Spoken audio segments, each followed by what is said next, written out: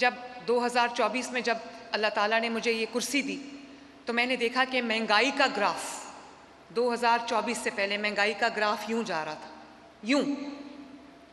2024 और 25 में महंगाई का ग्राफ पूरा यूं स्टेबल था, और अब 2026 में, अभी ठहर जाएं, अभी बाकी है पिक्चर, और 2025 और 26 में महंगाई का ग्राफ यूं है माशाल्लाह।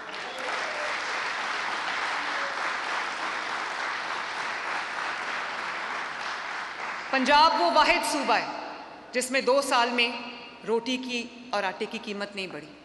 अभी भी जो 10 किलो का थैला है वो 900 रुपये और 950 रुपये का है। 20 किलो का थैला जो है वो 1850 रुपये का है माशाल्लाह। और उसके साथ साथ प्याज की कीमत में कमी हुई है, टमाटर की कीमत में कमी हुई है, और जो बेसिक सब्जियां उनकी कीमत में कमी हुई है। जिसका मतलब क्या है? जिसका मतलब ये है कि कोई अब भूखा नहीं सोएगा। जितना भी थोड़ा बहुत वो खा सकता है, सब्जी खा सकता है, दाल खा सकता है, रोटी खा सकता है, अब वो भूखा नहीं सोएगा अल्हम्दुलिल्लाह।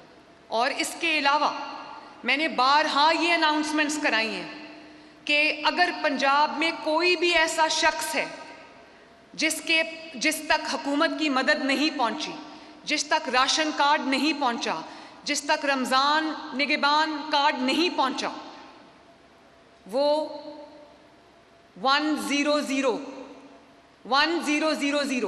1000 पे कॉल करके या ऐप के थ्रू हमें रिक्वेस्ट भेज सकता है। 24 घंटे के अंदर अंदर राशन उसके घर पहुंचेगा इंशाअल्लाह ताला, या माली मदद उसके घर पहुंचेगी। तो उसके पीछे मेरा मकसद ये था कि पंजाब के अवाम में अगर किसी को भी किसी मदद की ज़रूरत है, स्पेशली रमज़ान के महीने में, किसी के घर में फाके हैं, किसी के घर में तंग दस्ती है, तो किसी को किसी से मांगना ना पड़े, वो 1000 पे कॉल करे और उसके घर इमदाद पहुंचे। कोई भूखा ना सोए, कोई चूल्हा ऐसा ना रहे जो जले ना, कोई घर ऐसा ना रहे जिसमें खाना ना पके, कोई घर ऐसा ना रहे जहाँ पर किसी को भूखा सोना पड़े। तो ये है हमारा पंजाब अल्लाह ताला के फजल करम से। खुद मैं रोज़ कॉल्स करती हूँ, पूछती हूँ लोगों को, और इज़्ज़त से लोगों को जो है वो उनकी मदद उनके घर तक पहुँच रही है। और सिर्फ यही नहीं, मैं पूरा दिन सुबह से लेकर शाम तक मेरी यही एक एफर्ट होती है कि देखूं कि आलू की कीमत तो नहीं बढ़ गई, प्याज की कीमत तो नहीं बढ़ गई, टमाटर की कीमत तो नहीं बढ़ गई। अभी मुझे पता चला है कि इस रमज़ान में सेब और केले की कीमत जो है वो ज़्यादा है, लोगों की पहुंच से बाहर है। तो मैं उसके पीछे भी लगी हुई हूँ कि मैं किस तरह उसको नीचे लेकर आऊँ।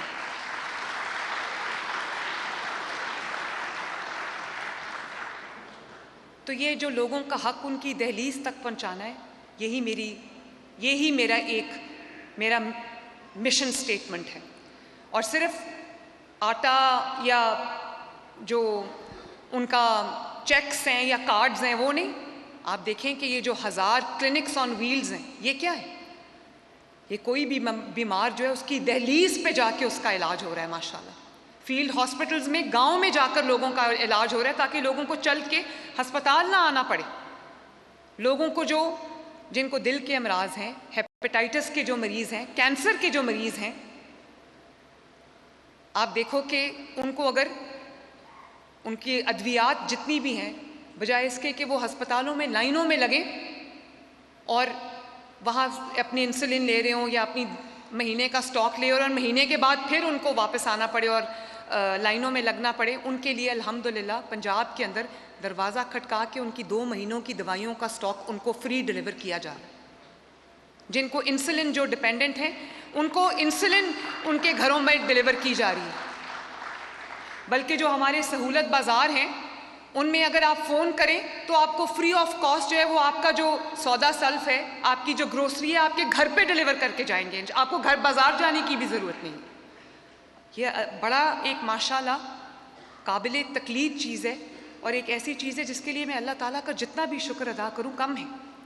और यही मेरी कोशिश है कि पंजाब के अवाम को कभी अपना हक ना मांगना पड़े। अगर उनको सफाई, उनकी गली की सफाई होनी है, उनके महल्ले की सफाई होनी है, उनके शहर की सफाई होनी है, उनके देहात की सफाई होनी है, उनके गांव की सफाई होनी है, तो दरवाज़ा खटका के आज सुथरा पंजाब के वर्कर्स कह रहे हैं अगर कूड़ा किसी घर का रह गया तो हमें बताएं, हम उठा के ले जाएं।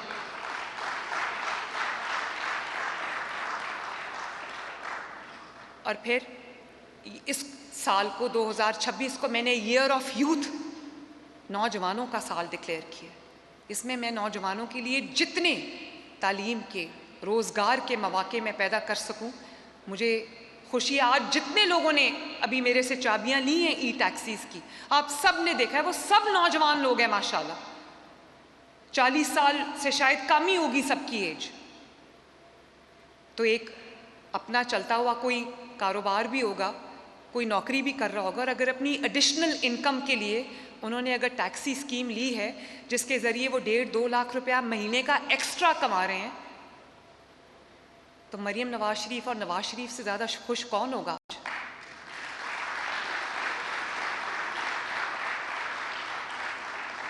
इसी तरह मेरी पूरी कोशिश है कि अगर किसी को दिल का मर्ज है, किसी की एंजियोग्राफी होनी है, एंजियोप्लास्टी होनी है, किसी की कार्डियक सर्जरी होनी है, किसी को दिल के मर्ज के लिए इलाज की सहूलत चाहिए, तो वो उसको एक शहर से दूसरे शहर दर बदर ना होना पड़े।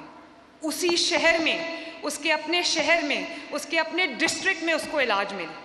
और अल्लाह ताला का शुक्र है कि 20 के करीब शहरों में हमने दिल के मर्ज का इलाज जो है उसकी बुनियाद रखती है। कैथ लैब्स बड़ी सक्सेसफुली चल रही हैं। वो शहर जिन्होंने कभी सोचा ही नहीं था कि दिल के मर्ज का इलाज होगा, आज उनकी भी एंजियोग्राफीज हो रही हैं, एंजियोप्लास्टीज हो रही हैं उनकी भी, उनके शहर में, चाहे वो मियाँ वाली हो, चाहे वो भक्कर हो, या वो कोई भी डिस्ट्रिक्ट हो दूर दराज का, वहाँ पे इलाज हो रहा है। और जिसका इलाज अभी मुमकिन नहीं है उसको एयर एम्बुलेंस प्रोवाइड की जा रही है कि उसको बेहतरीन नज़दीकी फैसिलिटी पे फ्री ऑफ कॉस्ट लाया जाए। जिन लोगों की सरकारी अस्पताल में खुदा न खास्ता किसी मरीज़ की डेथ हो जाती है, तो आप मुझे, जब मैं अस्पताल के दौरों पे जाती हूँ तो तब पता चलता है कि लोगों की तकलीफ़ क्या है। इसीलिए मैं कहती हूँ कि वज़ीर आज़म का, वज़राए आला का, वज़रा का के लिए बहुत ज़रूरी है कि अपने दफ्तरों में ना बैठे रहें, बाहर निकलें, अवाम में जाएं और देखें कि अवाम की सूरत हाल से दो चार है, अवाम को किस किस्म की ज़रूरत है। दफ्तर में बैठ के सब बहुत अच्छा लगता है और कहते हैं कि ये मेयर्स का काम है, ये चीफ मिनिस्टर्स का काम नहीं है। कोई मेयर काम नहीं करेगा अगर उसका चीफ मिनिस्टर काम नहीं करेगा, कोई मिनिस्टर काम नहीं करेगा अगर वो देखेगा कि मेरा चीफ मिनिस्टर ऑफिस में बैठा है। ऑफिस में बड़ा अच्छा लगता है, सबका दिल करता है ठंडे कमरे में बैठ के काम करने को या सर्दियों में गर्म कमरे में बैठ के काम करने को, लेकिन जब तक अवाम में नहीं निकलो अवाम के मसाइल का नहीं पता चलता। तो मैं जब अस्पताल के दौरों पे जाती थी तो मुझे पता चला कि जिनकी डेथ्स हो जाती हैं उनको उनकी डेड बॉडी को शिफ्ट करने के लिए कोई फैसिलिटी अवेलेबल नहीं है, और हज़ारों रुपया देकर जो प्राइवेट एम्बुलेंसेस वाले हैं उन्होंने ये कारोबार बनाया हुआ है कि कहीं किसी सरकारी अस्पताल में डेथ हो जाए तो 30,000 25,000 रुपया लेकर डेड बॉडी को वो शिफ्ट करते हैं उसके घर या कहीं भी। और इन केस आपने एक शहर से दूसरे शहर जाना है डेड बॉडी को लेकर, अगर आपका घर किसी दूसरे ज़िले में है तो मैं कहती हूँ 50, 60, 70, 80,000 रुपया भी लोगों को देना पड़ जाता है। तो पंजाब एक पहला सूबा है, मैं बहुत आजिज़ी के साथ और बहुत फ़ख्र के साथ ये बात करती हूँ कि पंजाब वो पहला सूबा है जिसने वो मैयत को शिफ्ट करने के लिए एक फ्री एम्बुलेंस सर्विस लॉन्च की। खुदा न खास्ता अगर किसी की डेथ हो जाती है सरकारी अस्पताल में, उसको सिर्फ हेल्प डेस्क पे जाके ये कहना पड़ेगा कि मुझे अपनी मैयत को शिफ्ट करने के लिए मुझे गाड़ी की ज़रूरत है, वहीं उसको गाड़ी प्रोवाइड कर दी जाएगी और 1 रुपया उसको चार्ज नहीं किया जाएगा।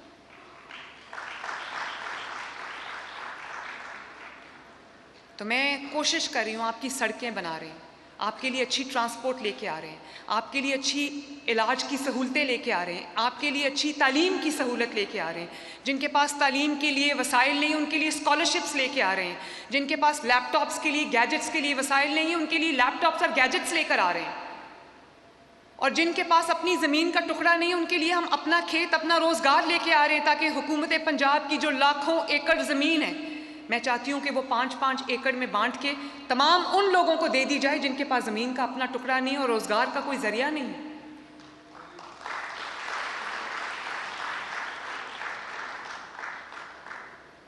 तो करने के लिए काम बहुत हैं, वक्त बहुत कम है। जिन्होंने कोई काम नहीं करना होता उनके लिए 5 साल बहुत ज़्यादा है, और जिन्होंने दिन रात काम करना है, अपनी मखलूक की, अल्लाह ताला की मखलूक की खिदमत करनी है, लोगों के काम आना है, उनकी दहलीज पे उनका हक पहुँचाना है, तो उनके लिए 5 साल बहुत कम अरसा है, काम बहुत ज़्यादा है, टाइम बहुत थोड़ा है। तो मैं इस उम्मीद के साथ और इस दुआ के साथ कि अल्लाह ताला मुझे तौफीक दे कि मैं आप सब के काम आ सकूं, कि मैं पंजाब में वो तारीख़ रकम कर जाऊं कि मेरा जब भी नाम आए तो लोग प्यार से नाम लें। और मेरी दुआ है कि अल्लाह ताला मुझे वो तौफीक दे कि मैं आपकी ज़िंदगियों में आसानी लेकर आ सकूं, ताकि मैं आपके लिए खैर का और ख़ुशी का बायस बन सकूं। अल्लाह ताला आपको अपने घरों में शाद और आबाद रखे। अल्लाह ताला आपके लिए आसानियाँ पैदा करे। आपका बहुत बहुत शुक्रिया। आपको ई टैक्सी बहुत बहुत मुबारक हो। पाकिस्तान जिंदाबाद।